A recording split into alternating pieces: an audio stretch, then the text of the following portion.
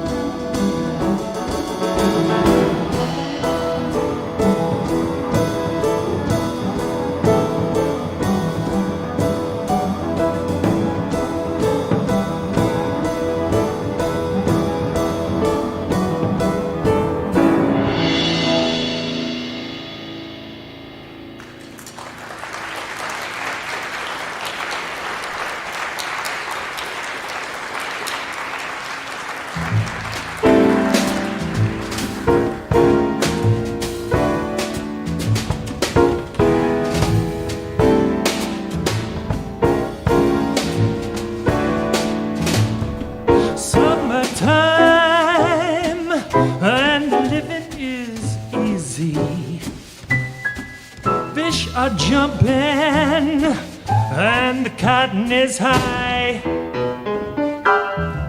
Your daddy's rich, ooh, and your mother's good looking.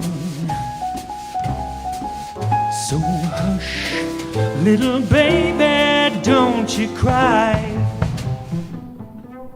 One of these mornings, you're gonna rise up singing. You'll spread your wings and you'll take to the sky. But till that morning, there ain't nothing can harm you. So hush, little baby, don't you cry.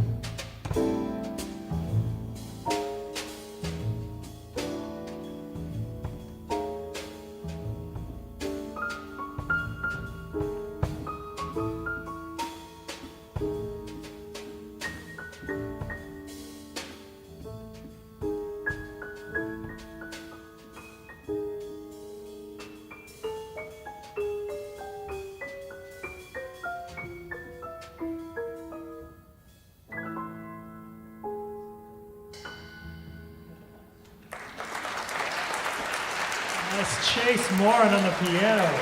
Oh! Taking all those laps. Beautiful. And Gabriel Globus-Hoenich on the drums. And my name's Nathan Farrington. I'm a bass player from Los Angeles. I think Erin told you all about us. But we're thrilled to be here tonight to share our interests with you all. And we like to think of our audience as a sort of, we label you guys as the classical curious. And we started in some of the most formal places in music. Gabe and I and Erin actually all met at a conservatory in Philadelphia, tiny little place. There were just 90 of us, and everyone was young and impressionable. I was absolutely on the classical path. Gabe was a deviant from the start, and stole down into the basement with his drum set and was indulging in jazz. Chase has had an incredible life, full of Harvard and computer science, and then he was drawn back towards the musical light. He left Facebook and returned to us, which is our great fortune, especially tonight.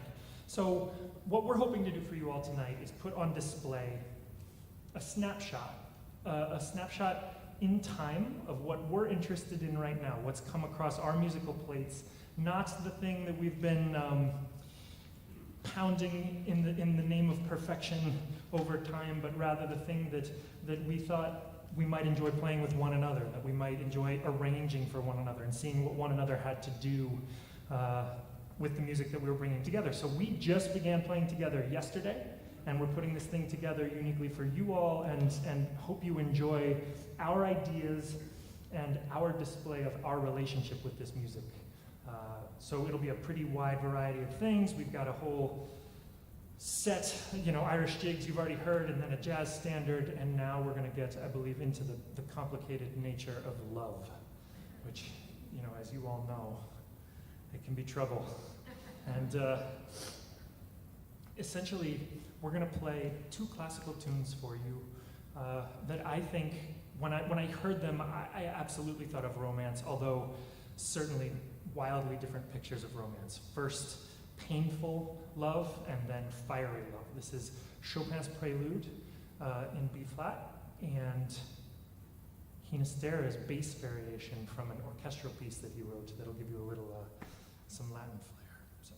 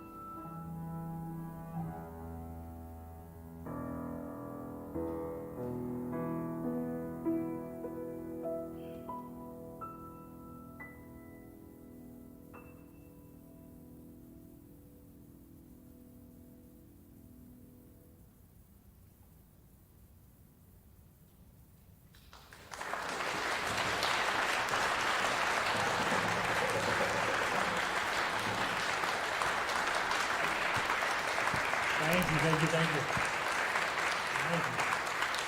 So you can feel it. You can feel it. Love hurts sometimes. Love is full of passion sometimes. And as I was considering this, as I was thinking about what we should play for you all, I was reading these poems late one night, and on YouTube I was actually listening to Alan Rickman, Professor Snape, read me poems online, and there was this incredible Shakespearean sonnet that came up, and it was amazing. And I had my guitar in my hand, and I just started kind of doodling around and playing along with Alan Rickman reading these things. And the poem is the most amazing one. I mean, Shakespeare's talking about how like his mistress' eyes are not bright like the sun, and her breath stinks, and her hair is like wires on her head. And yet, at the end of the poem, we talk about how we know all about those that we love, and hopefully we know all about the parts of them that we aren't as in love with, maybe, but that it's okay, and that we are able to be with them and enjoy them for who they are. And so anyway, I just thought it was pretty uncanny that it fit so well with my idea of the romance from these things. So here's what I want to do. I want someone who's feeling intrepid and dramatic tonight to come up and read the poem, and I'm going to play a little guitar and accompany you, but I need someone who's feeling good, who brought their reading glasses, who brought their best narration voice. It can be anyone, but like, don't make me pick somebody from the blue. We need a volunteer. Who will come? I'm seeing no hands at all. 0. Somebody must come and read this thing. It's not that scary. It's warm up here in the light. Somebody, please. Here we go. Please, come join us.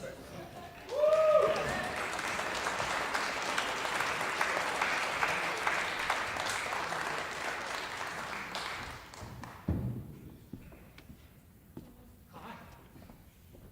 What's your name? Sophia. Come on over here. We'll get this mic set up for you. And are you normally a dramatic person, Sophia? Are you Kind of. a little bit? Yeah, that's good to know. Yeah. Are you a fan of Shakespeare? Do you know what we're doing here with this poem? His sonnets? We're just reading it. That's exactly right. And there's like a little intro that I'm gonna give you, and then I need a microphone for my guitar. Let me grab that. Here we go. I'm gonna give you a little intro, and then I'll nod at you, and you just read it at like a nice, relaxing, slow pace. It's no big deal, and I'll follow you. You don't have to worry too much about sticking with me. And hopefully, in the end, we will have made beautiful music together. First, let me tune this thing up, make sure we're good.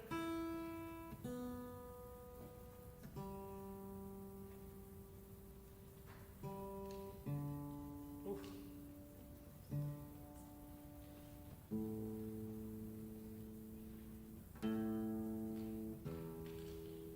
All right, so your best, Real Housewives drama energy that you can give to Shakespeare here, and we'll see how it.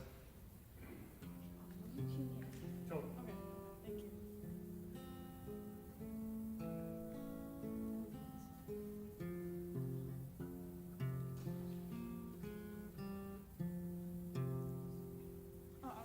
Perfect. You're great. Here we go. Go for it. Okay. My mistress's eyes are nothing like the sun. Coral is far more red than her lips red. If snow be white, then why her breasts are dun? If hairs be wires, black wires grow on her head. I have seen roses, damasks, red and white, but no such roses see I in her cheeks. And in some perfumes is there more delight than in the breath that from my mistress reeks. I love to hear her speak, yet well I know that music hath a far more pleasing sound. I grant I never saw a goddess go. My mistress, when she walks, treads on the ground. And yet by heaven, I think my love is rare, as any she believed with false compare.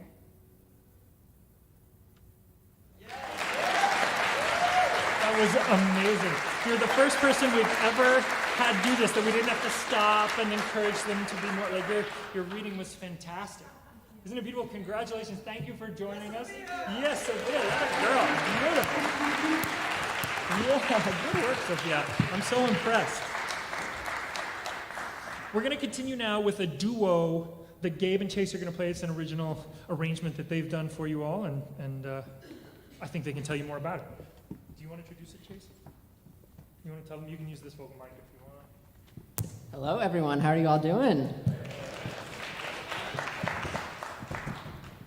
This is my first time in St. Louis. Today we went and saw the Arch and explored the city a little bit, and it's just a delight being here. So thank you for being here with us. And this is a tune you might recognize, a famous Stevie Wonder song called Overjoyed.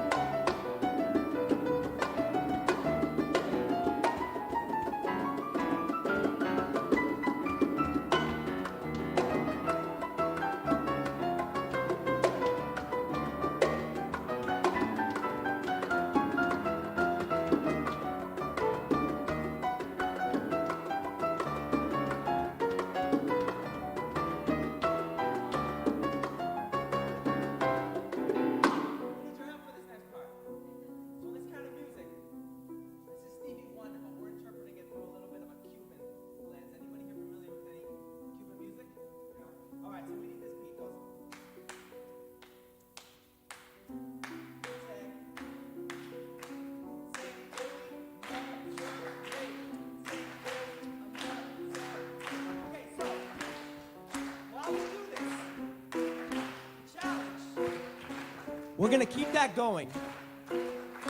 And Chase, he's gonna take us to outer space on top of this rhythm. We're gonna see how far he can take us, but we're never gonna lose that beat. You ready to take us to space, Chase? Here we go.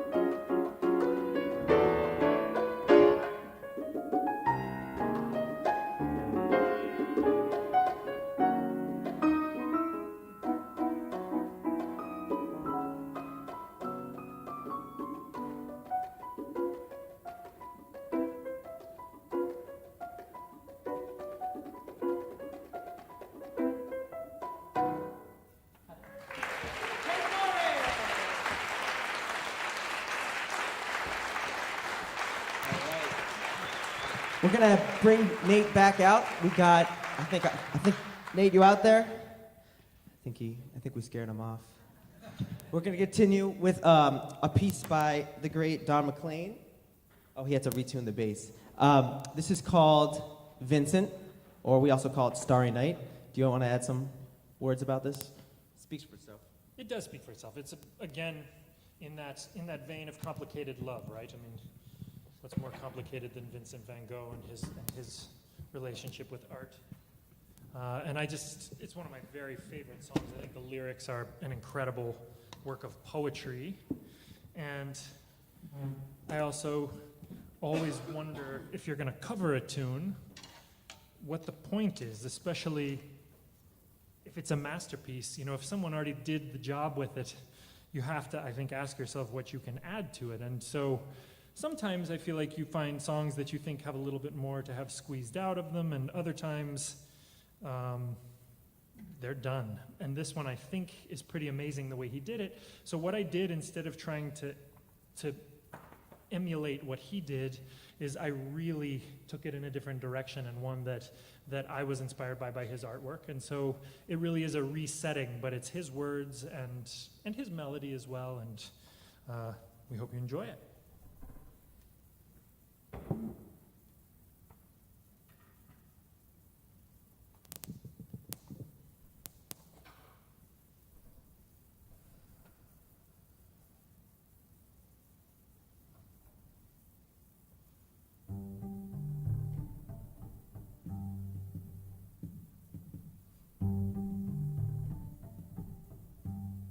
Starry, starry night,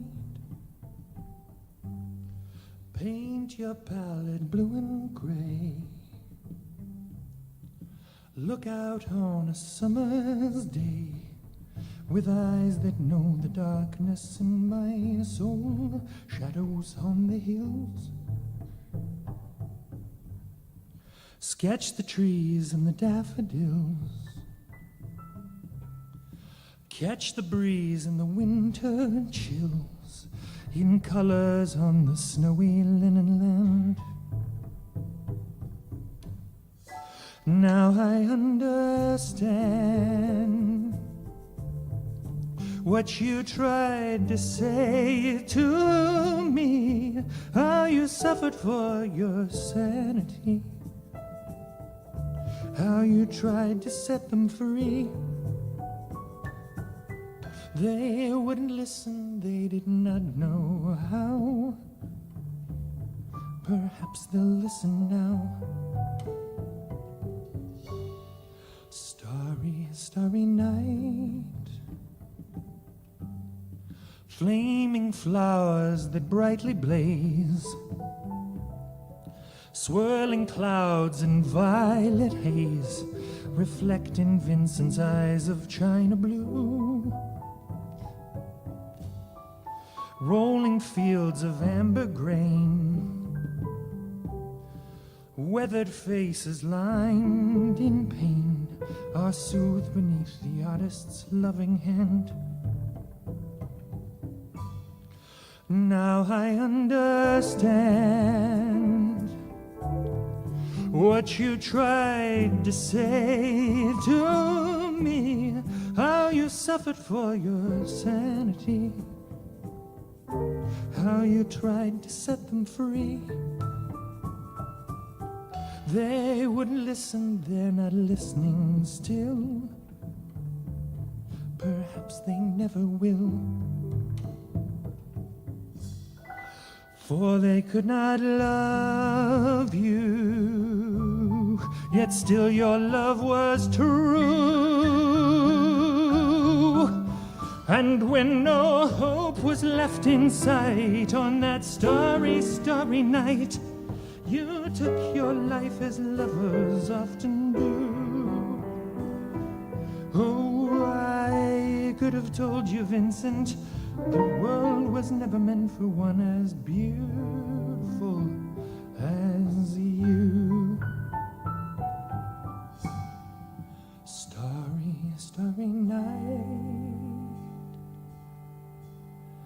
portraits hung in empty halls, frameless heads on nameless walls, reflecting Vincent's eyes of china blue, colors changing hue. Ragged men in ragged clothes, the silver thorn, the bloody rose, lie crushed and broken on the virgin snow. Now I think I know what you tried to say to me, how you suffered for your sanity, how you tried to set them free. They wouldn't listen, they're not listening still. Perhaps they never will.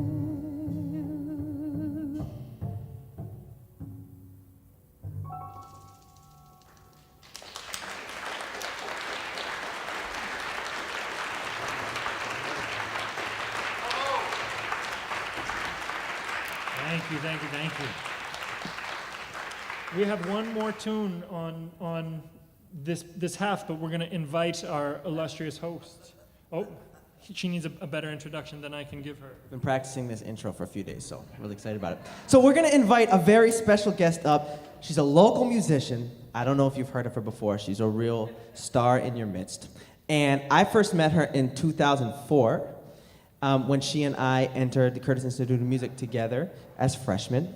And I have a really funny story about her that I'm going to tell you guys, but I also tell a lot of people this because I think it's a great story about her. So we were in our fourth year. I was getting ready to graduate, and I went and saw this musician in the school library because she was working like a work-study job, and I so vividly remember this. She's like sitting at the desk, and I said, you know, don't you have this big audition coming up for your hometown orchestra? A big position, I think it was a title position. It's like in 4 days. Have you started practicing for it? And I remember her being like, no, not yet. With, you know, all of the procrastinating energy that you would expect from like a senior who's, about to leave and doesn't really know exactly what's going to happen in the future. And I remember saying, well, okay, maybe you want to take some lessons, because my teacher, I was in the percussion department, but he was really good for coaching orchestral music. And I remember telling her that, and she was like, yeah, maybe I'll do that. And then 4 days later, she won, I think it was 3rd or 4th chair in the St. Louis Symphony. And she's been a star here ever since. And I still remind her about that story. And she just got promoted. Now she is, I believe, associate concertmaster. And you guys are so lucky to have her. She's a dear friend of ours, and she made tonight possible. And we're so happy that she was willing to play with us. So please, how about a huge welcome to the incredible violinist, Erin Schreiber.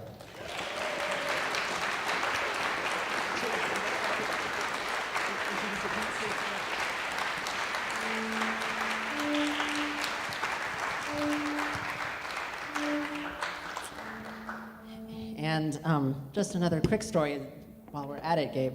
I actually met Erin when I did a piano concerto with the Louisville Orchestra in 2016, I believe it was.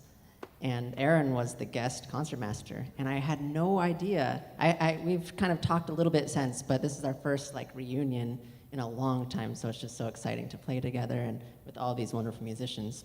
And this piece we're going to play is actually a piece of mine that I wrote that's going to be on a new record of mine coming out soon. And it's a piece dedicated to the environment. I was thinking about my own relationship, my love of nature, of doing hikes and being with friends and family, and also the great travesties and the dangers that we face in our world right now. And so this piece is kind of the